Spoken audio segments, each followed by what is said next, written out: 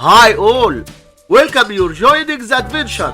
Right now in this video 22 minus 20 which equals 2 times 22 minus 20 which equals 2. Now we have this problem 2 times 2 which equals 4. But this answer is not correct because according to the order of operations we have to work on the parentheses first, then work on multiplication, and at last work on adding and subtraction. So first we do this subtraction, then this multiplication, and at last this subtraction. So we have first this parentheses 22 minus 22. So we have 22 minus 20 times 2. Now we have one subtraction and one multiplication. We must do this multiplication first,